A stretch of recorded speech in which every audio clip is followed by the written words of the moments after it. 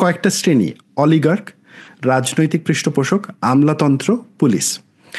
এই চারটা বিভাগেরই কোনো না কোনো ধরনের ইনভলভমেন্ট থাকে আমাদের দেশ থেকে যে প্রবাসীরা বাইরে কাজ করতে যান এবং সেখান থেকে তারা যখন বাংলাদেশে ইনভেস্ট করতে আসেন।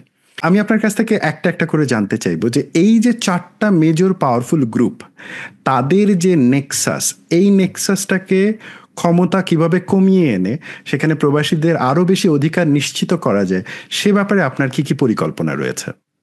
Okay, so thanks for picking that line from that interview because আমি ওই আইডিয়ার সাথে খুব ডিপলি অ্যালাইন করি যে বাংলাদেশের মানুষের আগায় যাওয়ার প্রধান যে চারটা প্রতিবন্ধকতা, একটা হচ্ছে যে আমাদের অতি লোভী রাজনীতিবিদ, আমলাতন্ত্রের টেকতন্ত্র, পুলিশ এবং আমাদের এখানে আমি কথাটা বলি নাই, অলিগার্ক।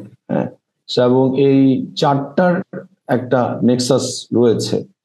এই নেক্সাসটা একটা ইনফর্মাল নেটওয়ার্ক এবং এই ইনফর্মাল নেটওয়ার্কের যে কম্পোজিশন, এটা বিভিন্ন মিনিস্ট্রিতে আলাদা, বিভিন্ন সেক্টরে আলাদা, পাওয়ারের ডাইনামিক্সটাও বিভিন্ন ইন্ডাস্ট্রি এবং সেক্টরে আলাদা।